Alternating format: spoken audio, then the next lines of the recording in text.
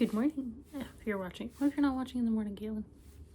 Hello, and welcome back to my channel. My name is author Caitlin Costello. I write fantasy, young adult, science. Welcome back to my channel. My name is Caitlin Costello, and I write young adult fantasy and science fiction books, as well as adult romance. And this is Athena, who's going to be my little buddy for today's video. Are you gonna help me? Okay. So this is going to be my January and February reading and writing wrap-ups. I realized as I was going back through to edit footage that I really didn't have a lot of footage from the last 2 months. So I'm just combining all of it here into one big video, and hopefully I will do better in March when it comes to filming things. So I've got some clips here and there that I will drop in. But let's start with the things I've been reading. I'm going to be putting covers here for things that I don't have in person, right here over Miss Athena. First off, I didn't read as much as I thought I was going to in the last month and a half, and that's okay. I read 4 books over the course of January and February, and I paused another one. In January, I finished the Lord of the Rings. This is a anthology, bind up, however you want to call it, of all 3 of the books of the Lord of the Rings, as well as the Annex of the King. And as you can see, I was going through and tabulating it and reading it, but I was physically reading and annotating, as well as listening to the audiobook. The version that I was listening to was the one by Robert Engel.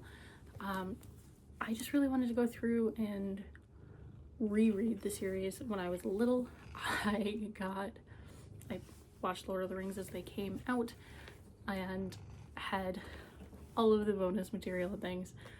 And then eventually, because of a library book sale, I got the Lord of the Rings Return of the King audiobook. Right? I got the audiobook. And so I'd listened to Return of the King a few times, but prior I had not gone through and read Fellowship or Two Towers. So I went through and I did an annotated version, and it was really fun to go through and see the scenes that were in the movies that we know and love and the ones that weren't, and the ties that came across. This one I started in July of 2023, and then I finished in January of this year, because I was taking my time, just going through a couple pages at a time. Each of the tabs meant a different thing.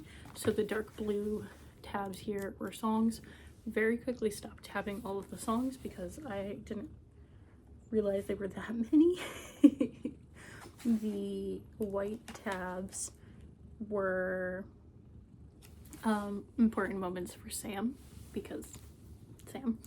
The first one, if you don't come back, sir, then I shan't, that's certain. And just like, right from the very beginning, Sam was just like, yeah, no, I am your person. Orange tabs were just like general important plot points that I wanted to remember where they were. And then light blue were when members of the Fellowship or important people had passed. So this one, the first one that I highlighted was when Balin had passed and they found Balin's grave.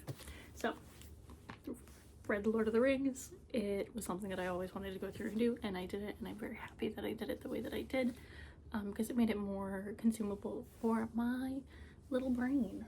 The second book that I read this year was a reread of Clutch and Shift, which is book 2 in the Burnout series by Brittany Ann. This is the second book in a Fast and Furious inspired romance, dark romance. There we go. And I've known Brittany for a few years now. I'm on her ARC team, and I just wanted to go back through and do a reread of the Burnout series as she was getting ready to go back to Hollow Ranch for her new book that came out that I'll talk about in the acquired section. So this was another reread for me. This was a 5 out of 5 stars for me. I love Brittany's writing. I love the Burnout series. It's so fun. I was not a Fast and Furious kid growing up, so this has been like my introduction into Fast and Furious, and as I have started to really enjoy watching Formula One with my husband, there's some crossovers there. Cars, that is the crossover. The third book that I read this year, I finished it right at the very end of January. I was not expecting to get right away, which was Onyx Storm. So this was book 3 in the Imperium series by Rebecca Yarros. I knew I wasn't going to be purchasing this right away, so I put a hold on it at my library when I originally saw it come through the system, and they had like 2 copies in my library system, and I was like 45th in line. I was like, there's no way I'm gonna get my hands on this. It was staying several months wait. I'm like, that's okay. And then I'm assuming a bunch of people went out and purchased it, and so they didn't need the loan because I had it within a few days of the book actually coming out. I had done a hold on both the ebook and the audiobook, and I got the audiobook first, which was surprising because it's not a short audiobook, but I got it very quickly. I have a couple clips that I'll put through as I'm talking of like going to Barnes & Noble and seeing the book, and it was really pretty. This one was a 3-star for me. It definitely enjoyed parts of it. I enjoyed parts where it made fun of itself and made fun of some of the things that readers have come to both love and to hate about the book. So I had a couple giggles while I was reading it there. I was excited for it, but I wasn't like, oh my god, it's gonna knock my socks off, because I loved Fourth Wing. Iron Flame kind of let me down. I had a feeling that this series is kind of like going to be like Crescent City for me, where I like elements of it, but I don't feel like I really like the book until the last 150 to 200 pages. But it's a lot of slogging to get to those end bits. This was very similar for me, where it kind of felt like it was really hitting the middle, what is the word? Middle book slump, big swampy middle. This one really felt like it was stuck in the big swampy middle, and for it being the 3rd book in a 5 to 6 book contracted series, like that made sense. I also think the fact that, you know, she's put out 21 to 2200 pages of writing in really a 4-year span is crazy. And for us to be expecting to get amazing 5 out of 5 every single time is crazy. I wouldn't be able to do that. So I do give it some grace. I will probably continue the series beyond it, but I'm not like clamoring to get my hands on it every time it comes out. I did discover in myself a trope that I am not a fan of, I believe. We will find out in the next book if I really don't like it or not, but there is a trope that was dropped right at the very end of the book, and that's all I'm gonna say. But there's a trope that's dropped at the very, very end of the book that I had to go back and reread the last like 10 minutes twice, because I was like, wait, what is happening? I don't understand. And it wasn't like in, oh my god, it was just a little, I don't understand. And I was talking with one of my girlfriends, and I was like, I don't understand. Why did we just do this? Why did we end it here? What? So, if you also read Onyx Storm and had that like, right at the end, let me know. Let me know your thoughts. Are you happy with that ending? Did it make you really mad? If it made it mad, are you gonna pick up the next book in the series? I am glad she's taking a break, is what I'm gonna say. I'm glad that we're gonna have her do one of her romance contemporary books first, take a break, spend time with her kids, and then come back and do the next book in the series, because I think she needs a break from it for a little bit, and I think we need a break from it for a little bit. As much as we're clamoring for it, I think there needs to be a break. So the next book I'm going to talk about is actually a pause. So if you use Storygraph, you may know that earlier this year they released a feature where instead of DNFing a book, you can pause a book. So I don't want to say this is a full DNF yet, so I'm saying it's a pause, but it may be a DNF. And that is King's Cage by Victoria Aveyard. King's Cage is the third book in the Red Queen series, which is Victoria Aveyard's young adult series. She also has an adult series, which I've read the first book of. Realmbreaker? Yes. So she also has an adult series, which I've read the first book of. The first book in that series is called Realmbreaker. It's the gold book. And looking back, I gave that one a 3.5 out of 5 stars. It wasn't my favorite, but you know, I really like the concept of it. And that's something that I have found with the Red Queen saga as well, where I really like the concept of it, but I like the story and I like the characters, but something about it just doesn't grip me in as much as I wanted to. So I, over the last year or so, have been going back through and rereading books that I read when I was younger to see if they still hold up for me, if I still enjoy them, or if I do or I don't. What don't I like about them? Just as a reader, but also as a writer, like, what do I enjoy in the books I'm reading? And for me, something about the Red Queen series just doesn't lock me in. I will say it had been about a year since I picked up the second book in the series, which is Glass Sword. So I remembered elements of it, and the first couple chapters were really good about providing that recap for me, but it wasn't quite enough, and I immediately rediscovered like the issues I'd had previously, where I mix up certain characters' names because the two love interests, one from her hometown and one being the prince, have very similar names, and so I would mix them up and I'd be like, wait, which one is speaking right now? Things like that would take me out of the book. But I really want to like him. So right now this is paused. I have gotten the audiobook out like 2 or 3 times this year and not finished it. I just wasn't picking it up for that long. It's a 17-hour audiobook, so if I really, really wanted to, I could deep dive into it and get it done. I am putting it down at 27%.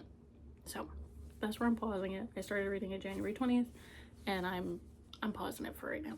So the fourth book that I read and finished this bi-monthly time period was Full Throttle, which was the third book in the Burnout series.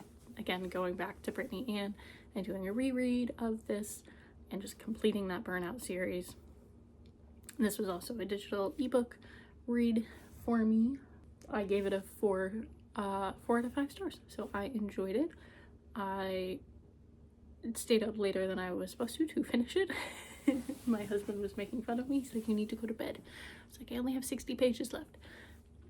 And then he turned around after playing games or another 30-40 minutes, was like, you're still here, you're supposed to be in bed. So I think that tells you how I enjoyed it.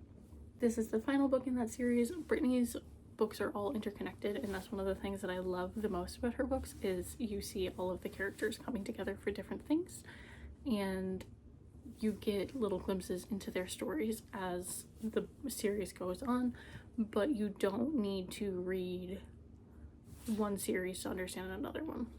She's good about giving it a little in, so I just wanted to finish that reread. And that was the last book that I finished for February.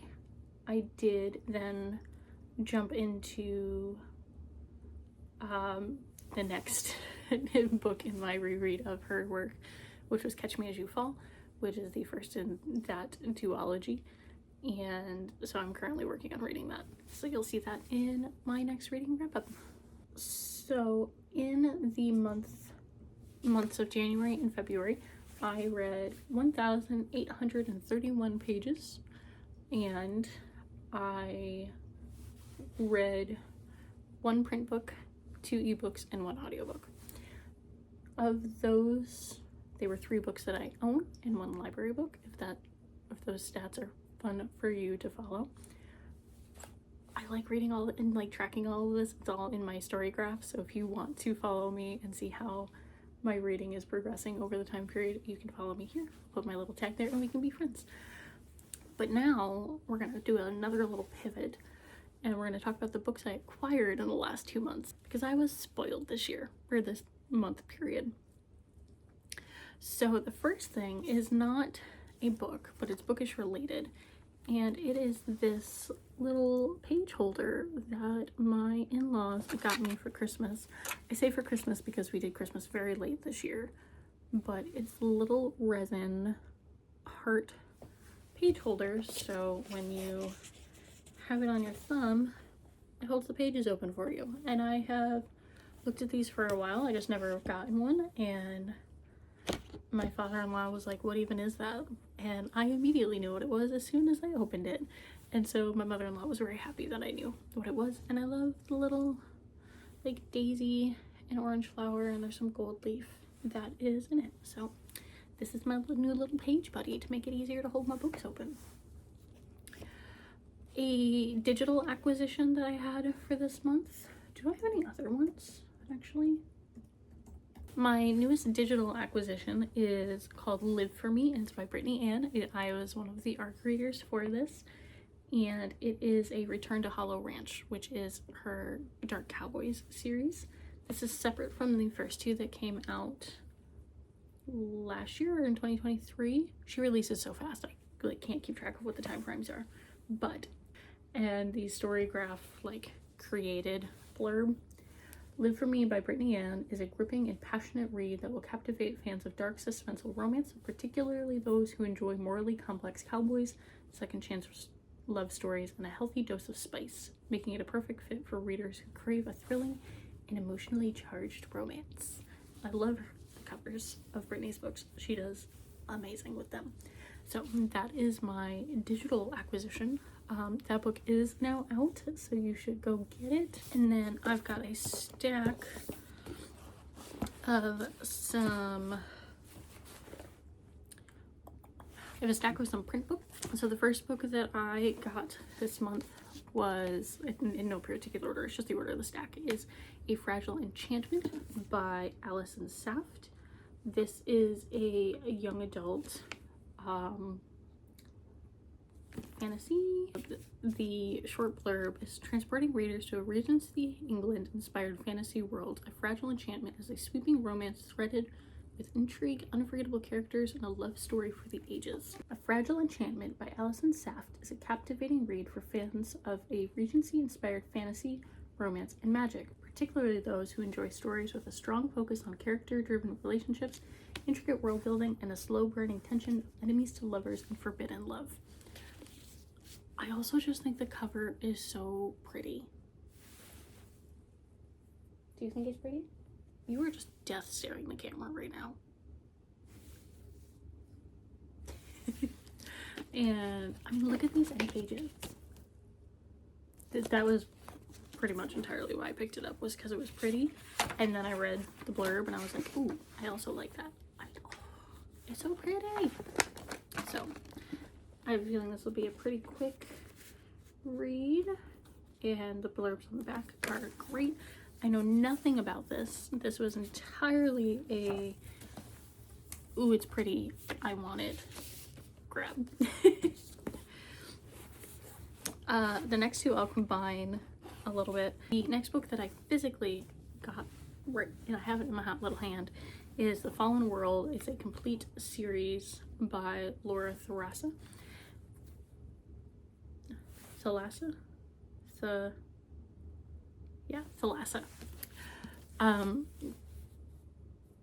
It is a complete 3-book bundle of the Fallen World trilogy. The Fallen World by Laura Thalassa is a gripping and emotional read that will captivate fans of epic fantasy romance, particularly those who enjoy complex, morally ambiguous characters in stories that explore the transformative power of love in the face of war and adversity. So I got this one because I wanted to read her Four Horsemen series, and when I've gone to the store a few times, I've picked up Pestilence, which is the first book, and they didn't have it when I went in this week. They had books 2, 3, and 4, and I was like, well, I do want to read something by her, so might as well get the bind up of all 3 books. So I got this, and I haven't started it yet, but I am excited to jump into it, and the fact that it's 3 books in one, seeing as I did this previously, like, I am excited for that. And then my husband was scrolling something, and the Four Horsemen series came up on his feed, so he sent it to me and was like, hey, have you heard of these books? And I was like, so you know how the other day when we were at the store, I wanted a book and I didn't have it and I got the other ones?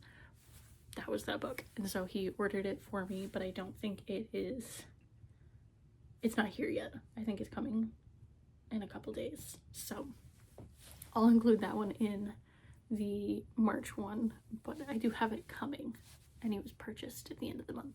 So I'm excited for that one. And then these were 2 nonfiction fiction books that I got off the buy one get one 50% off table. I had gone in a work mode and I saw these, and so I grabbed them. And the first one was The Art Thief, a true story of love, crime, and dangerous obsession. And I've heard this story before. So it's about a man that was a very prolific art thief, but he didn't sell any of the art that he stole. He kept it all in his attic. So when he died, all of this art was found. I'm excited to read just the novelization of that. Like you can see, this is some of the work that he had stolen over time, and like it's not small paintings. So I am excited to just deep dive into that a little bit more. And then I got a nonfiction read of Your Brain on Art, How the Arts Transform Us by Susan Magsimum and Ivy Ross. This book shares the science to prove that the arts and the aesthetic experience are essential, not only to our health and well-being, but our ability to thrive, which feels very important to be looking into right now and acknowledging. So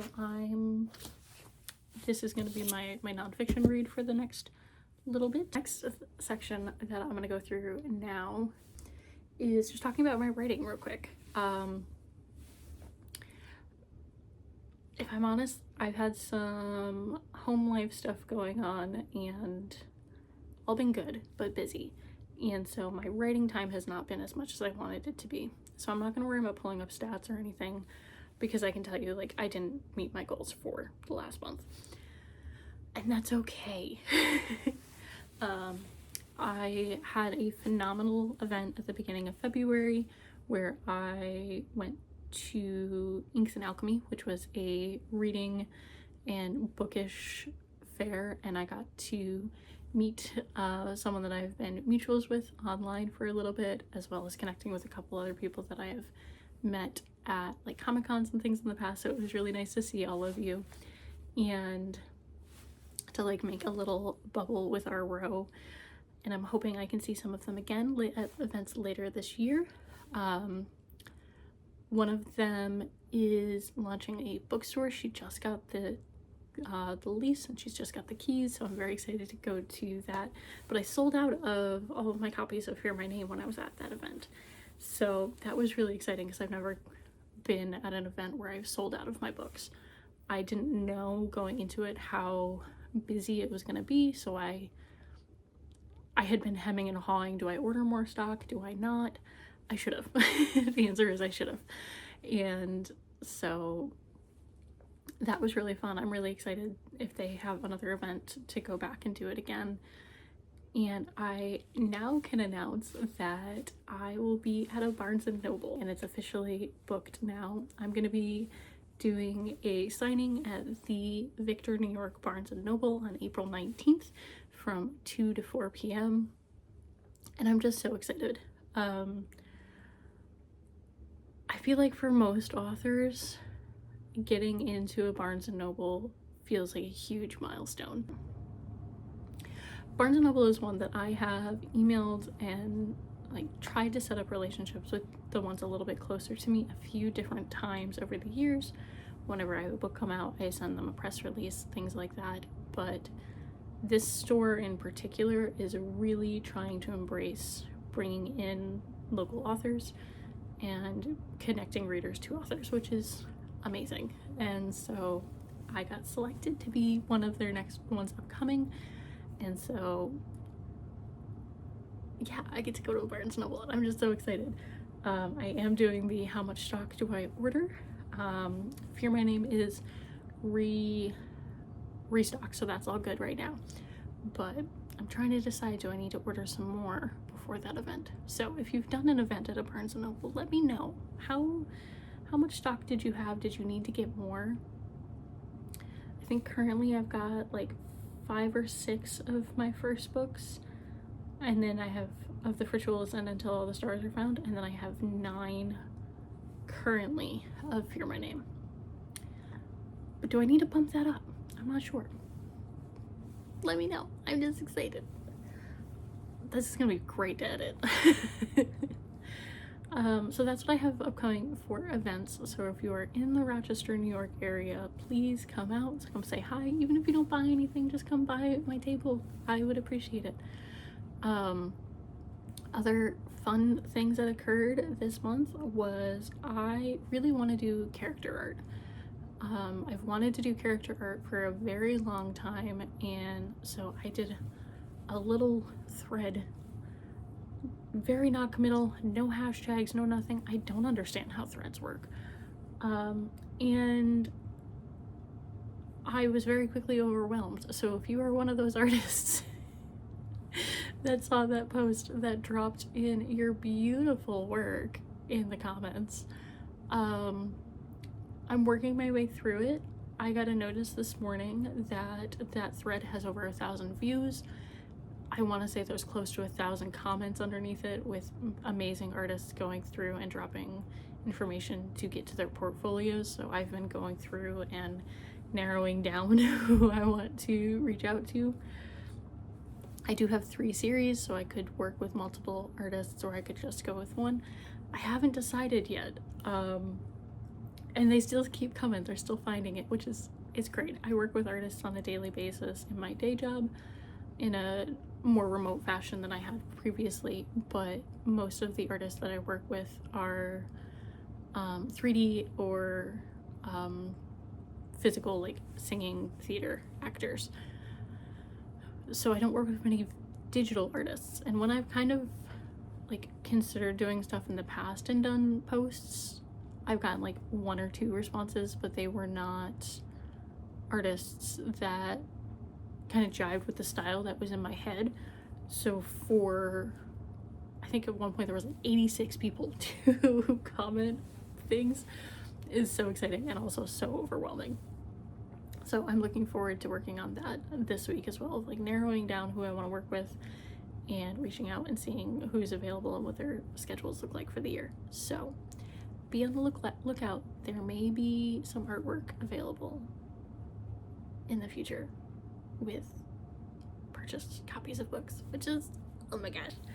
Or maybe just like in general, I don't even know how people do it. I just want the digital art. I just want the art. But there's 2 scenes I have in mind currently. Yeah, so that's kind of where I'm in the writing front. I'm plunking away on things, and I'm plunking away on things in the community, and I am excited. Yeah, that's my writing update for January and February. I'm gonna try to be better about March. We will see. And I will let you know again in the March wrap up about that Barnes & Noble event. But I think we're gonna leave it here. I'll go edit this and get it up and ready. I will be hosting another writing sprint, but the week of the 15th and 16th, it'll be that weekend. but I'm sure he'll be able to find that stuff. I'll schedule it in advance so people can do it.